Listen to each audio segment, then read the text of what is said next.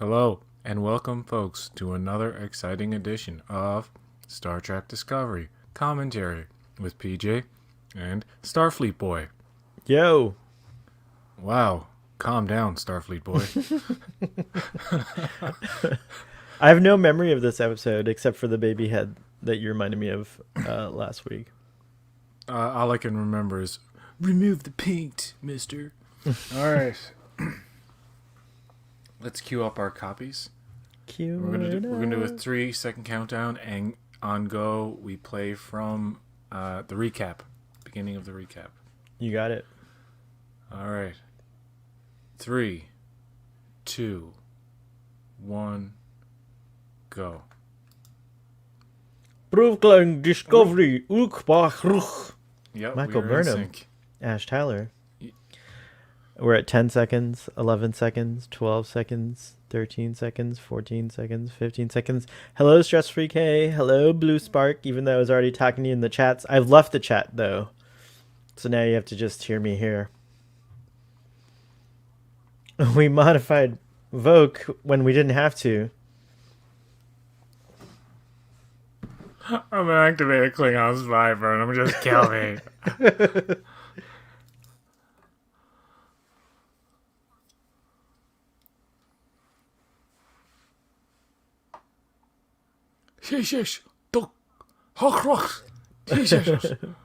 Now he shouldn't have Volk's voice. The vocal cords are changed, but whatever. Yeah.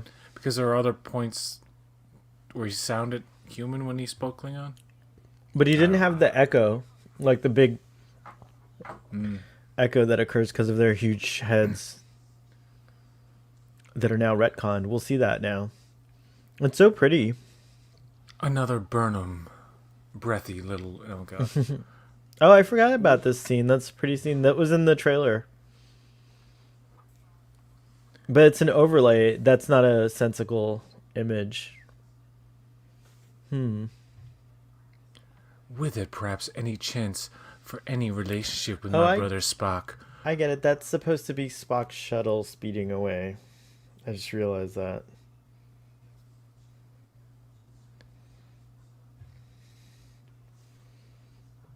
Oh, this is where she runs into the half marathon.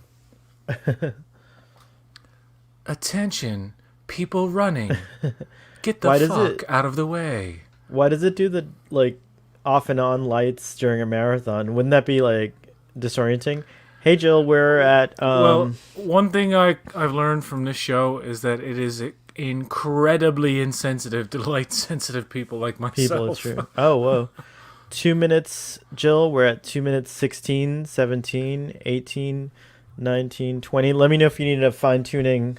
Yeah, this kind of, like, lighting effect for the marathon is just... I don't know. It doesn't seem like it means anything, or it does, or helps anybody. I think it's supposed to, when you're running, maybe it stays with you and you kind of see it guiding you. So, like, maybe standing still, it looks like lights oscillating. So they know where to run. Run, yeah. Maybe that's the only thing I could think of. Because yeah, see how, like, if you're at a running pace, circle. Yeah. So it kind of tells you only go down these I don't hallways. know. It doesn't seem like it's doing that. It just seems like it's random. It seems like there's something wrong with the lights.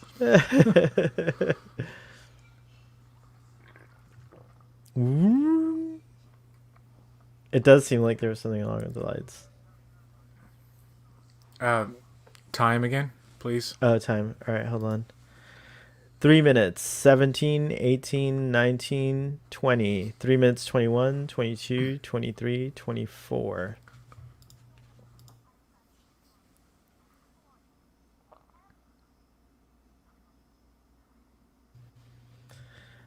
May's very stalkery. Yeah. It's weird how the construction of this character May, because, like, again, we find out later she doesn't know what tears are. But how is she speaking the human language? She must have some grasp on it. I don't get it. Well, okay, wait. That's easy. Because remember, she's in her neurosystem. It's a projection from that being. That little green dot from last season turned into this, like, Mm. transdimensional being that is connected to Oh, but how does her that explain neuro. how why she doesn't So know what it tears it are? took a memory of May and it manifested as her visually through. That's why only Tilly can see her. So she has concepts of things like teams Everything and comes from stuff. Tilly's brain. Oh, so if Like Tilly hasn't it cried yet, she wouldn't know. right. I don't know, man. Whatevs. Oh my god. Oh my god. It's Spock. It's Spock. It's Spock. I fucking hate that they do this. They do this again with Giorgio. Actually, they do it 3 times. They do it once with Wait, no, this is not. This is the Connolly. JoJo time. No, no. They did it once with Connolly. They did it again with Amanda, and they do it, I think, the last time with Giorgio before finally she finds the actual Spock. Oh, this is a really good point. I haven't seen The Handmaid's Tale, but Stress Free K says, "Why, oh why does the actor playing May end up as the most annoying character in Handmaid's Tale, The Expanse?" I didn't think of her as annoying in The Expanse in the same way. She was annoying because she was like, yeah, she was annoying. That never mind. Uh, To and be Disco too. That's interesting. Maybe the actor likes playing annoying characters, or it's like a forte. she's briefly in The Expanse and she's briefly in The Handmaid's Tale, so. It's Uh, like I think the most lines I've ever heard her speak are in this show, and I've only seen her in 3 shows in total though. you're right. There's nothing wrong with her forehead. You were right. I forgot that this was Amanda. Yeah, it's not like she's Rocky Dennis or anything, right? Sonequa She was Martin great in The Green, Expanse. Doug Jones. Doug Jones, Anthony Rapp, boom boom, Mary Wiseman, So, for Shazad, those who don't know, these Latif, are what they call opening credites, credites or Credites. something. I don't know. Special guest Michelle Yeoh gave it away. They should hide the special guests in the credits It or let really you skip doesn't the matter, does credits. it? I guess it doesn't. Although it Because ruined, for me, it ruined a little bit Nepenthe. Although I guess you're right. You're right. It doesn't matter. All new producers and some of the same old ones. Some people have moved into different producer roles. I think it's time to either do a better opening for Trek shows like they did with Lower Decks, more traditional style. This abstract stuff works for a while, and then it just becomes like you don't even want to watch it anymore. Here's what they could do: do what a lot of modern shows do now is just show the title, start boom boom boom, and a little two to 5 second thing that they do with a lot of these shows now, where they don't have minute, 2 minute, 3 minute long opening credit scenes. They just have the title come up for a few seconds to tell you what show it is, and that's it. Saves a lot of time. This is an Olatunde Osunsanmi directed episode. There's the D7, yay, the real one. Well, the realish looking one. Behold the D7, the future battle cruiser. One of the biggest inconsistencies between season 1 and 2 is that it feels like the events of season 2 are taking place months, if not a year or two, after the events of season 1. Shazad Latif's beard and hair have grown way longer. Laurel's hair has grown all the way out. Dude in the background there had time to grow a handlebar mustache. Oh yeah, you're totally right. What is up with that? And this D7, I don't know. They stick it in there to appease fans. I understand.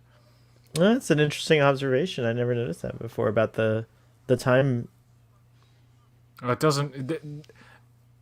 This is literally weeks or maybe a few months after the events of season 1. Because Pike just got there, right? Like he's. Well, it could have been that from.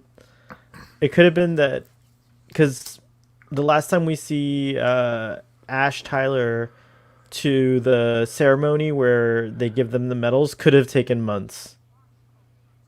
Do you know what I'm saying? Yeah, but not too many months because they're only in the next year. Hmm. Oh, she had a baby. It's months later.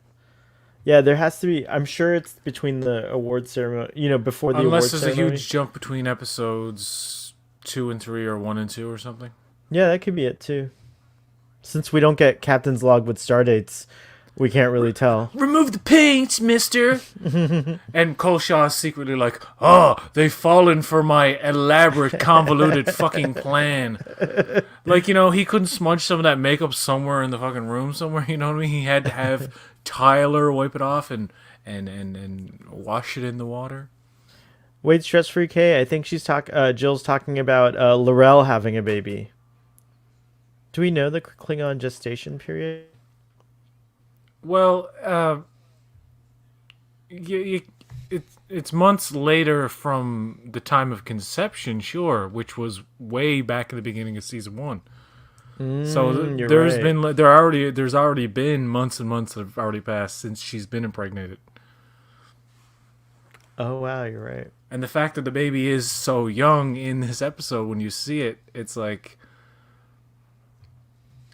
you just gotta overlook it, I suppose. It's just where they did the redesign on the Klingons and stuff, so like, who knows, they could have dermal generators or something that grows the hair out really fast, or it could be just as easy as fake hair that they adorn. All the real It's You can possible make that any old headcanon excuse you want. yeah, it's possible that Klingon pregnancies run for 30 weeks, however long that is. And labor lasts for 40 weeks. Get this baby out of me! Hey kids. Evening greetings. Hey, Braxton. Stress-free K. Jill. Braxton. Braxton, I'll give you a timestamp. We're at 11 minutes, 12 seconds, 13 seconds, 11 minutes, 15, 16, 17, 18. Blue says 30 weeks. Oh, cool. There is no need to dream up imaginary ones. You're mean. That's racist. Her voice sounds less echoey.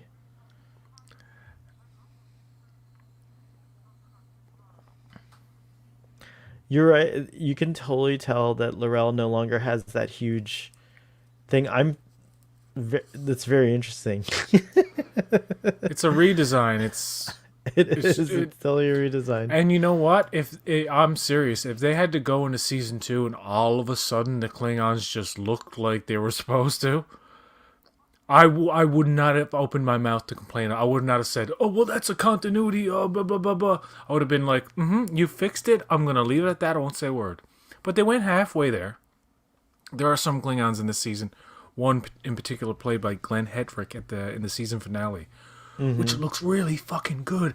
And you see him for 2 seconds, and you're like, why didn't you go with that?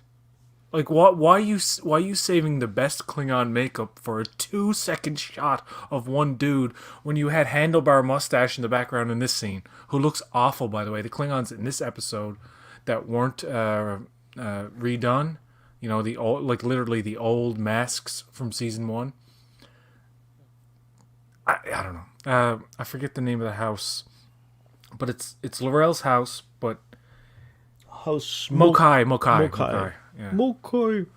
They have like the hieroglyphics all over their face or something. I don't know. Mm-hmm. Or like they have a lot Look, of they have a lot tapes. of patterns on their face. Yes, I like that touch. They did that in the previous episode as well. Mm-hmm. By the way, the cinematography is good and whatever, but the lighting in this scene is fucking excellent. I love how this room looks. It actually looks like something like an updated TOS kind of thing. Mm-hmm. They did And the see, this is an bedroom became example huge. this is an example of light coming in from the window and stuff.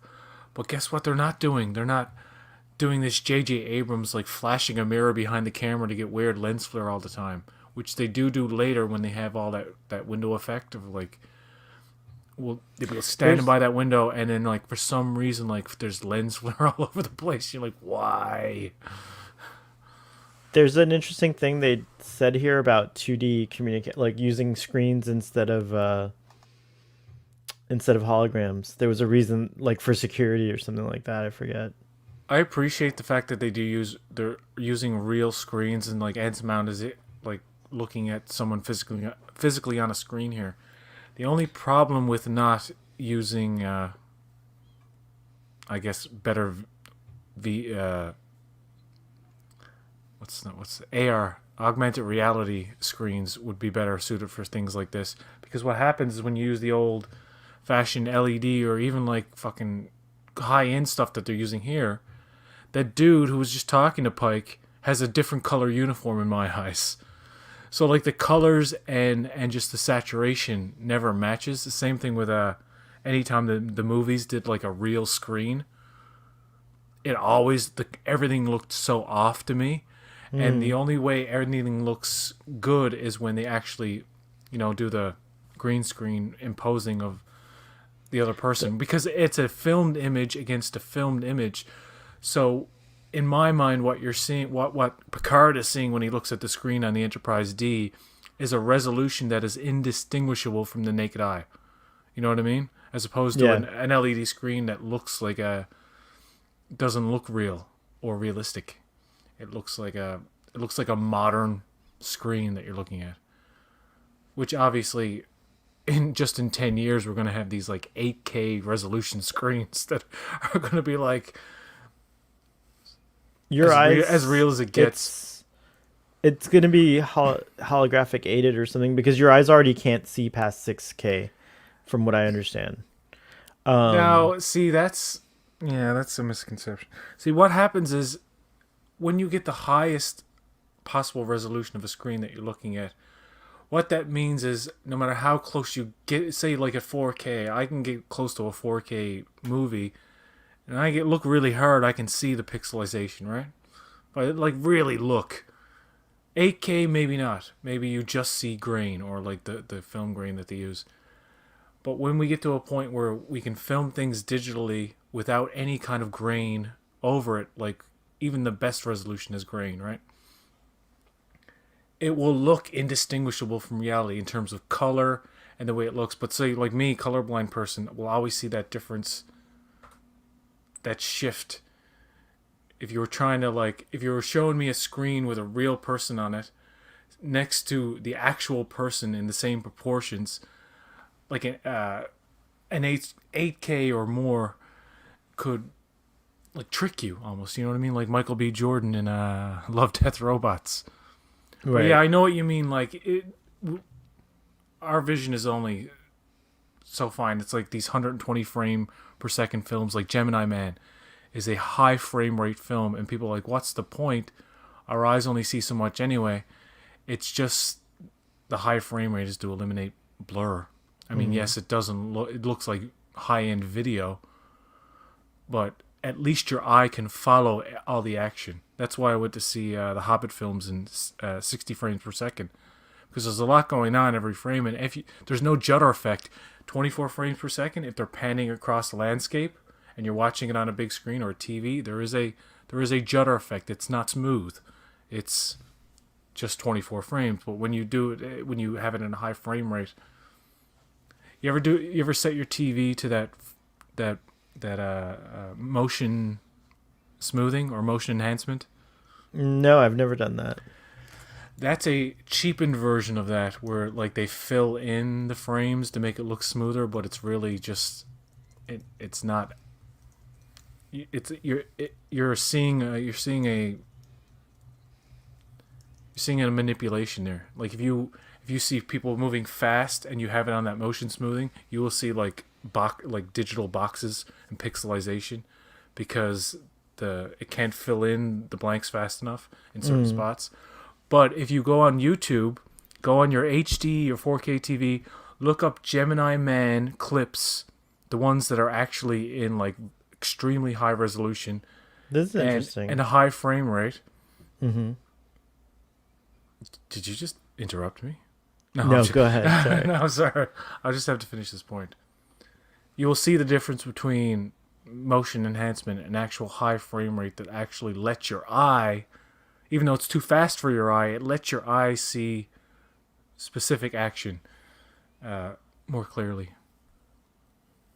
I like this effect here. What they do, they don't show it yet, but the split screen, yeah. Yeah, we have been seeing it. Oh, okay. See, Yeah. I've been distracted. Cause of you, man. What's up? No. He always blames it on me, audience. Yeah.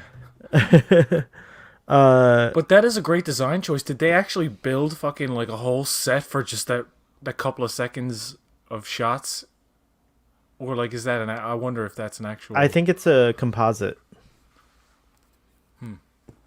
It looks like would a- make sense to Yeah. have it be a composite, but I think it's so seamless. It kind of you. If I found out it was a set, You wouldn't be No. surprised. I wouldn't be surprised. Because you also have the smoke in the background coming over to her But you can side. see it's kind of a slightly different. Mm. I at least could perceive it's slightly different when it comes to her side. But that is a good way of tricking your eye into thinking it's a set. That awkward moment when you talk to your ex on the phone. Yeah, it's like a thing. It totally is a thing. Now, by the way, Cole Shaw's listening to all this. Right. Dun dun dun. Yeah, it had to have been a composite. It seems a lot to do a set like that. Yeah, probably. Oh, this part was cool. I like this, all this training stuff.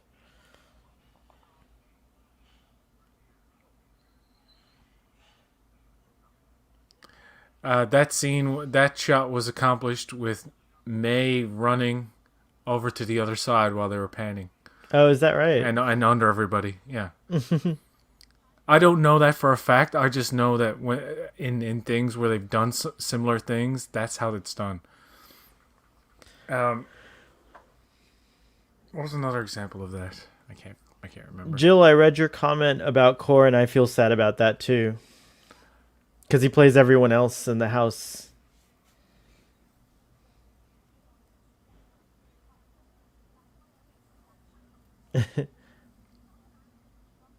Poor Tilly's going nuts. God, she's grading in rewatches. Like Yeah. May is really fucking like not cool. I like Tilly. Mary Wiseman does a great job of reacting to all this, and especially in this scene when she's like. And I also This is a funny scene. It is, and it's shot well too because it uses the handheld. It gets more handheldy as it goes through, I think, because it's trying to get more increase the tension. Like, tension, yeah.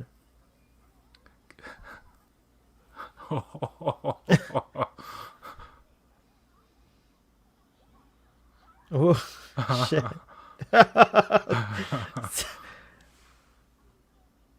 That Oh, doesn't poor make thing. any sense. Pike Oh, is look, just it's those like guys. giving her a look like, you on drugs or what? He's like, you smoking some of that snake leaf? that's what it has to be. It's snake leaf. Oh my gosh. She's in a snake leaf hole. She's got some of that Andorian Kush.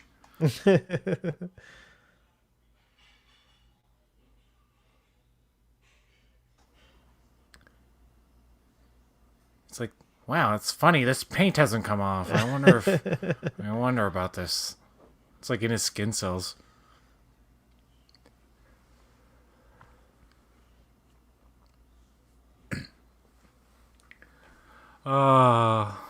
Oh my.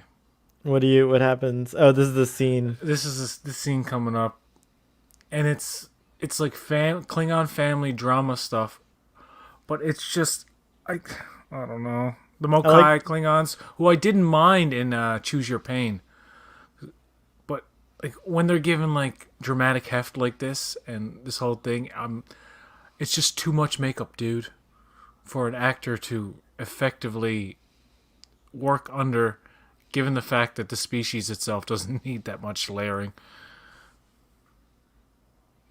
I think that, interestingly enough, Ash is kind of like those human Klingons. So this is a weirdly, this is the most like diversity of Klingons we've seen on screen.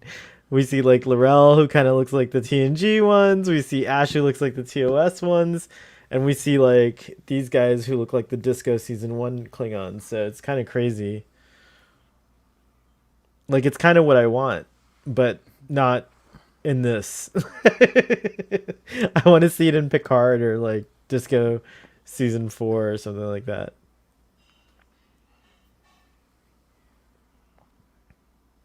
There's little Tanavik, son of none.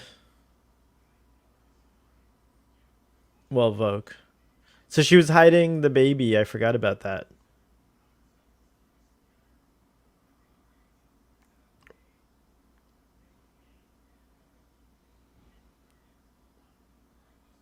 Those alien heads remind me of a female's naughty no place. Oh my gosh.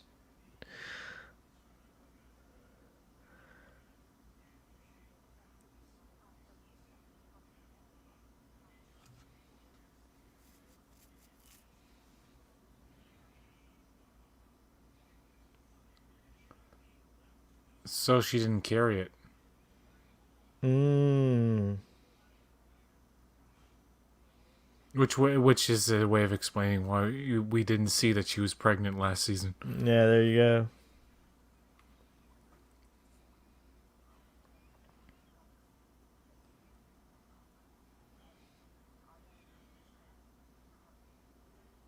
For years, I thought Klingons didn't have ears because like Worf's hair always cut. Like every Klingon's hair kind of covers their ears, if I'm not mistaken.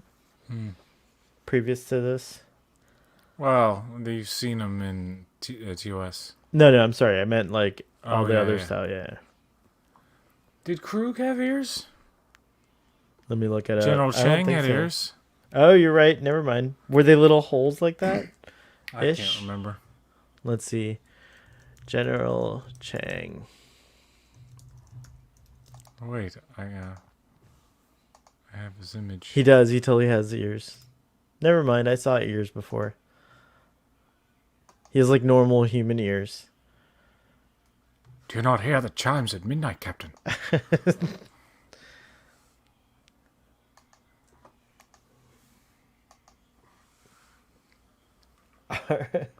Love, lift us up where we belong. Where where targs leap.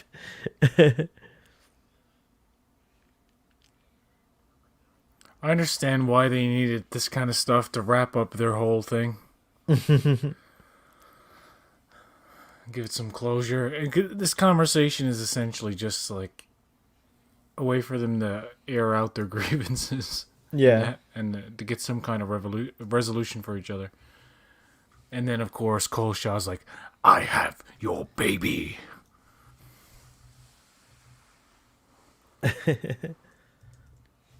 Federation puppet. That's a good.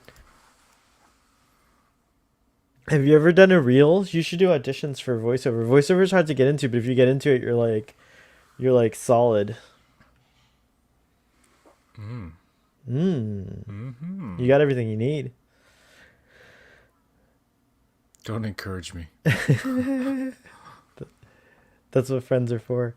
I wonder if Memory Alpha calculated the passage of time here. I know a Facebook group I was in went through it and decided months had passed. In Season 5 of DS9, Worf mentions a Klingon spy who changed his appearance to look human.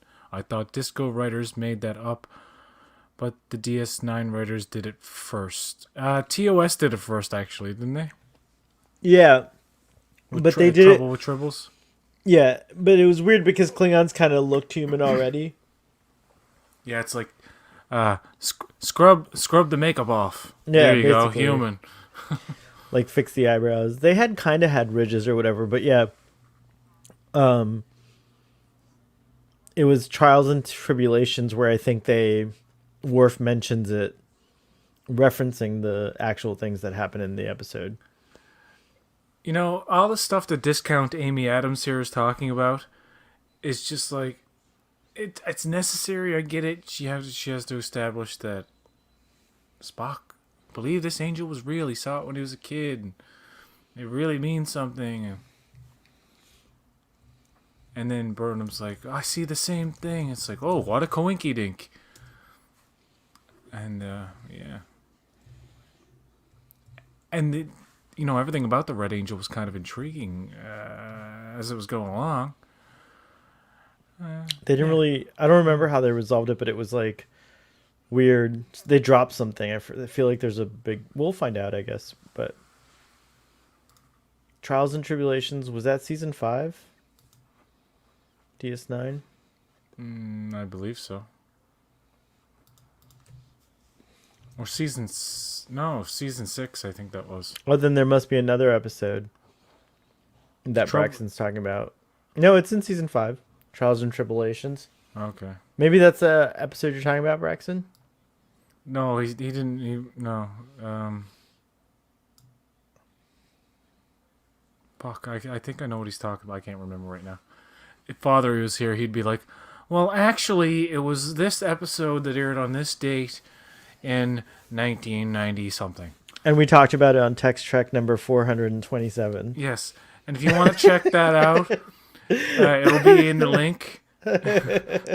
He's so good. He has such a great mind for that. I can't remember shit. He has a catalog of knowledge inside his mind. A tabernacle. Tabernacle. I like the framing of the scene where they're both in a third of the frame. It's interesting. Yeah, Olasandund. Olatunde. He's a style. Can't even talk. He has his own style, and I bet you. I should look at season 3 because I never looked at the directors for season 3. So next time I watch it, I'm gonna purposely not look at the director and see if I can guess if he directed an episode. He did direct the pilot, not the pilot, but the first episode of season 3, I think. He probably did because he seems to open the seasons. Because that had an energy and a visual flair to it that was good, and it's actually one of the best episodes. Is the first one. My baby.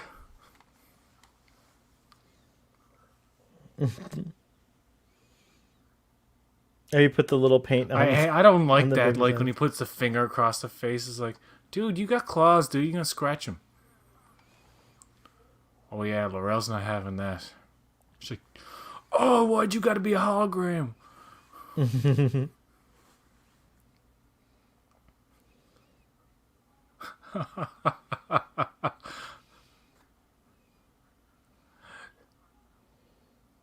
You see, I wore the paint, knowing you would try to take it from me. Poor Kenneth Mitchell. I mean, I liked the fact that he got to play a few characters in the show. Yeah. And he does a great job, given the shit he has to put on his face.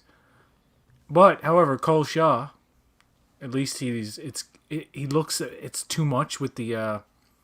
What they do is they put too much on the face. So what happens is a lot of the actors, their eyes look really, really close together, when in fact they're not. It's just that they put so much cheekbone and sides on their faces, it shrinks like their. Cole Shaw worked for me. I thought he was a badass character, despite all the. Actually, yes, and they kill him. They kill him because he's an interesting character that we like. And they're like, no, I knew he was gonna you die. can't have this. I knew he was gonna die. The worst thing about his death is when they show him disemboweled on the floor. They have a wet kind of sound effect. That was for the ASMR audience. But nothing's happening to support that effect. It's like an arbitrary, dubbed over effect that does not fit. There is, however, a real fly that lands in it. That's kind of cool. That they didn't intend. But the whole sound effect, I'm like, that's one of these things that Discovery does sometimes, is where they pile on things, they layer things to a point where it's too much. For example, Lorca's death. Visually, that would have been okay. It looks a bit phony. But the whole scream, the whole star screen, like yeah, it's just like a little too much. By the way, I Mary like Burnham in Wiseman's this really scene too. good. Yeah, Yeah, both of them. Yeah, it's true. There's a good them scene. and I I like almost how Michael it calms her down. she's playing it like very serious and very real here, right? And Mm-hmm. I like how Burnham helps her here. And I like the beginning when I was talking while she said it, but she's like, "I asked first." Like that. That's this here an example of like how to write two of your main characters well in a weird scene where okay, forget the fact that May sucks, but in the context of this scene, everything works. You know what I mean? May not Right. work later. Oh look, tears. Tears is what solves the problem, PJ. How can she not know what tears are? And you know what? Remember I complained about like, oh, too many tears in season 3 and all this shit. Everybody's crying over fucking something. This was an appropriate use of it, of like the strong emotions and the tears and the sadness and the despair. Because fucking May, if you were in Tilly's position, you'd be like, get this fucking thing away from me.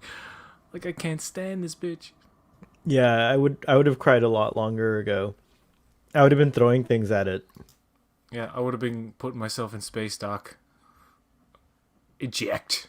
I'm project Daedalus myself. Oh my gosh. Yeah, you have these moments where it's like, everything's so spot on in terms of just, acting, narrative, writing. And then you get this. Puppet. See, this is good for comedic value, I find. I enjoy this for certain reasons.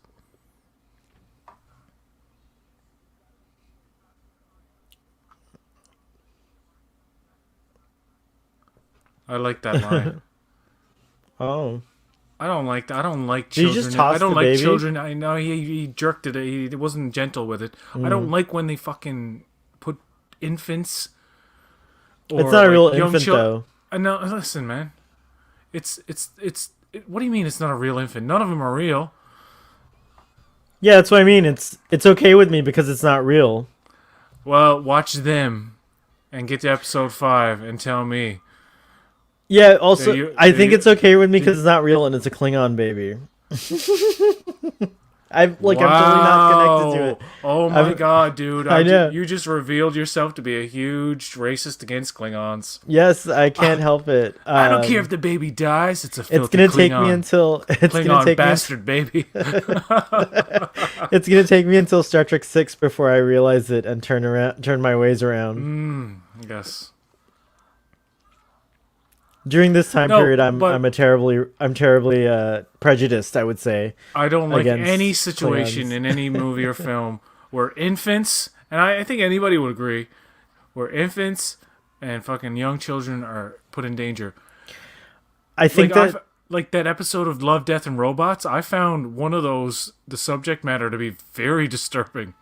well, that's what I'm saying is I think it's okay for me because I think you have to tell stories sometimes that show that so that you do Okay. feel the way that you do. Like, you know what I'm saying? Like that You the story ma- was you the man. definitely affected. That story definitely affected me, but I don't think there's like a reason to not have that. I mean, it's not something I would watch maybe, but I think it's perfectly fine. You the man. Hey, you a better man than me. No, it's not true. No, that's from Fresh Prince. I know you don't like it, but I think it's okay. I didn't want this. It just happened. I mean, like, I'd prefer never to see an animal get hurt, but it has to be told. Old Yeller needs to be told. Oh my god. What happened to you?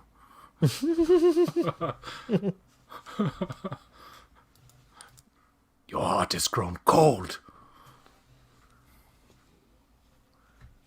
I actually think also that, you know, like, there's this whole argument that violence on TV and films makes people violent. I actually think for the most part, it makes people less violent because you get to express a side of yourself through like a character that you like or through like, you know, seeing it in fantasy. There are some people, it's true, that latch on to fantasy and think it's real. This is cool. No, but I mean, there's a difference between being influenced by violence and things, but there's another just to be like turned off and just grossed out by it. Yeah, no. Like anything to do with rape in movies, like Last House on the Left or fucking I don't know, The Hills Have Eyes or any of those fucking 70s movies where every woman was sexually assaulted and it was like a formula.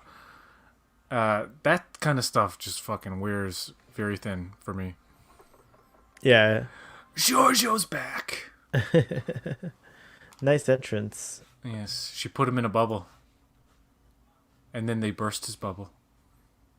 The baby looks pretty real, by the way. I give him credit for that. Like, it's a CG baby, I'm pretty sure. Sometimes I think it's a prosthetic sometimes, right? Like right here or whatever. I would think anytime they don't show the face. Face. Yeah.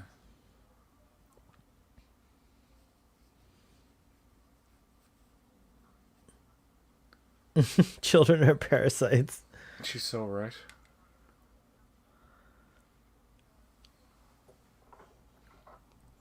What do we need kids for? What are they going to do? Grow up and take over the world. It's a totally different Laurel in some shots. Oh yeah, there's the fly you were talking about.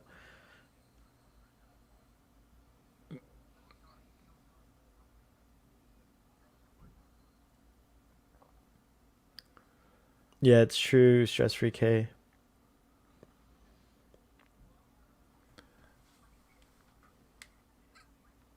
Did she just say tiny male brains?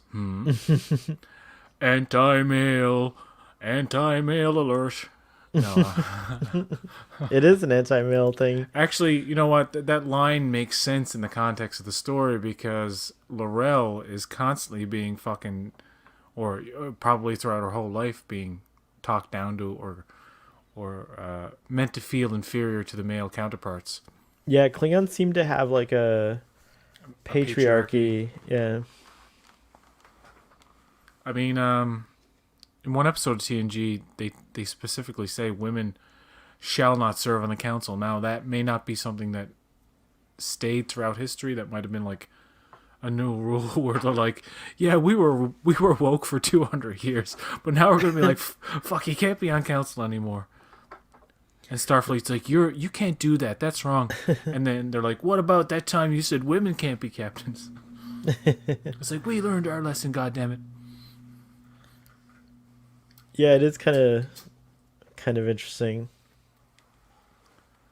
Every time I hear her voice now with that weird like backwards echo that they do, that is so old school and so cliche at this point that whenever it's used in fucking anything, I can't stand it. It's like that not the Wilhelm scream, but that other scream that they use.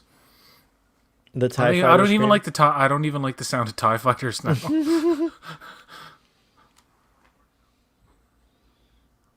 Anybody can do that effect, by the way.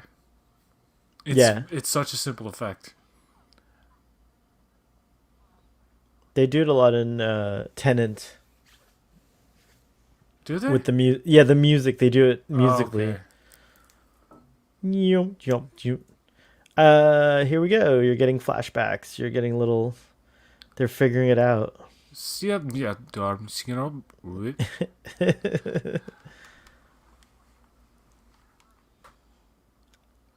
A multi-dimensional fungal parasite. It's true though. Stamets is as white as it gets. Like if he were any whiter, he would be albino. I think he is albino. I don't know. Not that there's anything wrong with that. Albino. I think albinoism. Maybe albinism is beautiful. Yeah, but also I think it's on a spectrum, maybe, because he does have like whitish eyebrows and stuff. But even his eyelashes are like, you know. Albinos typically don't have pigment anywhere, so they have red colored eyes and white hair, or like white hair. So he's definitely not an albino. Now that I think about it. This is a shitty way to get rid of heartburn. Look at this thing. Oh my gosh. It's very strange and new. It sounds like a gremlin. It does. Yeah, feed me. Yeah, Gizmo. That I thing's remember people. gross. I remember people I complained like about this that. outfit. People complained about that force field. They did? They can just put up force fields like that anywhere. I'm like, who cares? Oh, I Oh, might that's have one been of one the of things I those. don't even care about. I was like, whatever. Okay, cool. They're in the fucking 23rd century. Okay, sure. It's just, I That was a cool understand. little transition. That's what I was talking about one time about how It's like a it's a Hunt for Red great way to October. it's a great way to show on shows like this. Not only Klingons, say you could have an Andorian scene with just Andorians or some shit, right? Have them start out with blibbity blobbity bloop, and then the subtitles, and then do what they did here with the subtitles morph as her voice is changing. Oof, And look at and this. even the stupidest person in the world could then understand. Oh, okay, they're not really speaking English. You know what I mean? Yeah, maybe Because a not. lot of people, and I'm not saying people who don't understand are stupid, but a lot of people will watch it and just be like, "That's stupid that the aliens are always speaking English," and you have to explain to them like, "No, it's kind of like a suspension of disbelief thing, where they're Yeah. actually speaking their alien language. We're just We hearing just it in hear them English in for our English, yeah. benefit." I love her mother outfit so much. Oh, look at the baby head. This is the best outfit Laurel is ever in. Yeah. This is Like that, very Hamlet. yeah, the stuff around her face. Alas, poor Tanavik.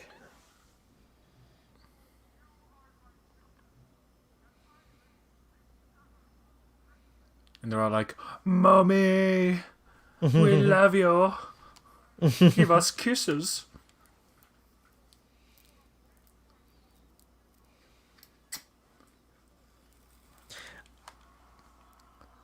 It's amazing.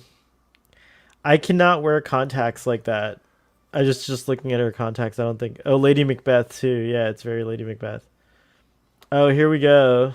I forgot about This is this. the introduction to the Section 31 ship. Yeah. I hate this design personally, but a lot of The people think it's exterior cool. design is a little blocky. However, it does fit more with the TOS style, I think, than It most does, you're ships. right. This is true.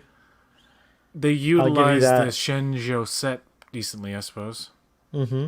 Like this top layer was, I believe, where the captain's chair was and stuff. Right. And there's a lower level because when they actually would film it, they needed the space below so that the camera could come up in certain angles. Mm.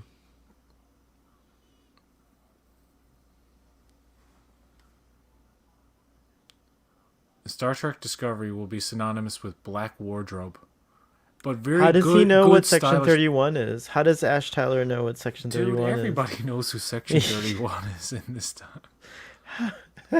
How does Like everyone they forget literally about go them? down to investigate places like, ah, Bill Blommy here, Section 31. Here's my Section 31 badge. Here's my black badge, you see. We wear black badges. Section 31. You want to write that down? I really wish they had gone with just saying that they're Starfleet Intelligence Black Ops, and that's it. Like, not call it Section 31. But I guess Yeah. Enterprise brought. I guess it's okay because Enterprise brought Section 31 in with that character and Reed and stuff like that. So I blame Enterprise for doing it wrong in the first place because it like says that Section 31 is older than the United Federation of Planets. It's older than Starfleet. Like Section 31 seems to have been around, before Starfleet existed, which is like a Yeah. weird thing. I like the idea of it being something that people aren't sure exists. Is that like when it's brought up? Basically, people in general on any ship in Starfleet would say, "Oh, it's a conspiracy theory." You know what I mean? Nobody Right. would actually know, and someone would be like, "No, man, no, I know people who, you know, disappeared and became agents of Section 31 or something." But it's one of these things that, yeah, they're not on display. They're not out in the open. They're as covert as possible. And it Yeah. doesn't seem like they would have an entire ship. It seems like it would be comprised of mainly small groups or individual agents just for uh, protection's sake. You know what I mean? Like, so Right. there's not so many people out there part of Section This 31 puts them. possibly spilling the beans on Section 31. Yeah, this puts them on par with the Obsidian Order, like in DS9 in that episode when they had like they're not allowed to build ships, but they were building ships or whatever. So now, great. So you have that's the thing. DS9 brought these secret organizations into existence. Like Obsidian Order, I don't think it existed in TNG. It might have. I'm not sure. But like the Tal Shiar, I guess TNG invented. So you have the Tal Shiar, you have the Obsidian Order, you have Section 31, and I guess there's a Klingon version as well. There must be, but I don't remember if it was ever on screen. But yeah, that was good. That was good fun. Lots of nice comments that we didn't get to all of them, but that was fun to watch with you guys. I hope you guys had fun watching with us. Next episode's an Noble for Charon. It's one of my Sharon, Karen. Is it Karen? I used to say Karen back in the day. PJ, are you there? I think PJ went away. It's Charon, yeah. Oh, I like it, Karen. We're gonna say Karen. The Obsidian Order was introduced in DS9. Oh, okay. Tal Shiar and TNG, Section 31, and technically an Enterprise. The Tal Shiar. But I Section hate 31. that. I don't. Why do they have to add the extra layer of the Zodvash? Do you know, Captain? Oh, the Jad Vash. Yeah, like The that was like Zodvash. that was definitely something that I think I questioned, even though Picard, let me ask you a question. Have you noticed the complete lack of artificial intelligence in the Romulan world? It's like, why, yes, that makes total sense. Oh, It's like- I like your breathy older Picard. I must go back out into space. I'm doing like Ian McKellen now. No, that's what I'm saying. Like, it's Jodvash. Romulans not having any desire of fearing AI. Like, it's all so. Oh, I can't even think about it. Oh, it's so it's wow.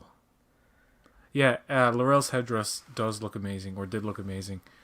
That was the best wardrobe you will ever see her in. I like the little things in the back of her head too. Stress free case. Yeah, I'm gonna call it Karen from now on, like Karen.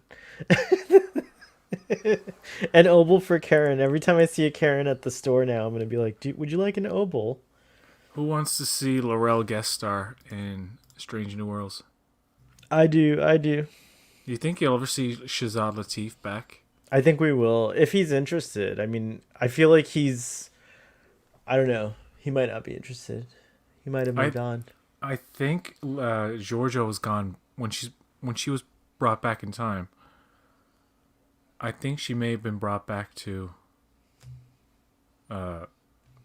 Strange New Worlds times, and there is the possibility that we could see like a lot of Discovery characters in there.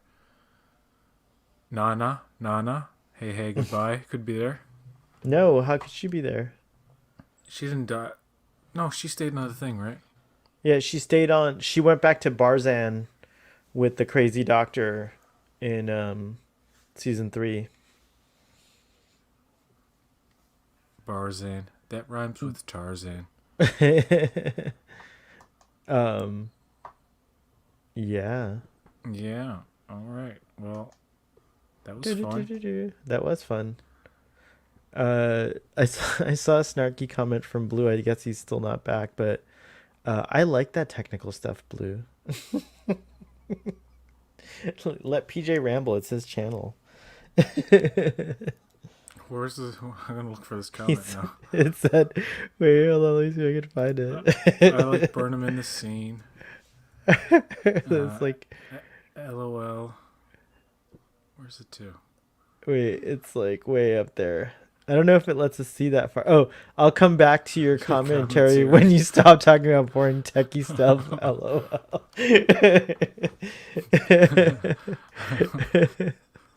What was I talking about? It was Oh, the yeah. 6K, Oh, the 6K, 7K, 8K thing. and the high frame rates. Frame rates, and yeah. how they're beneficial for the eye. At least my eyes, anyway. But yeah. PJ has a superpower because he's colorblind. No, I see colors the way they are. There's actually the colors you see are supposedly the only color that object is capable of reflecting. Everything else it absorbs. So things don't really have a color. The color you perceive is what's being reflected, plus the cones in your eye, what they can detect. So it's very subjective. And we're all made up of vibrating tiny strings. So we're not even real. We're not even solid. We're like a big elaborate computer program that someone has created. That's what we sound like. Truly, we actually sound like May in that. Help! I'm back. You have to do it while Get I me talk. out of here. I'll say that same thing and you say, okay, get me out of here. No. All right. Until next time, folks. Yeah, thanks for joining us. They're very nice, PJ. Thank you. What's the plan for episode 4? We could talk offline, but tomorrow we could do it if it's later because I have an earlier recording. I'm doing a Trek chat with Paul Sutherland and on Trek on the Tube. Of course, it's his show at 7:30. Man, he never has me on Trek chat anymore. Really? What's up with Oh, you got to tell him. that? Nah, I don't care. we just did. We just told him on this recording. So No. if he ever listens, he'll hear it. I talk with John about plenty of other things. Sometimes when we do like our little like random chats, we like go like in a lot of different. I told him about Love, Death, Robots season 2. I said that's out now.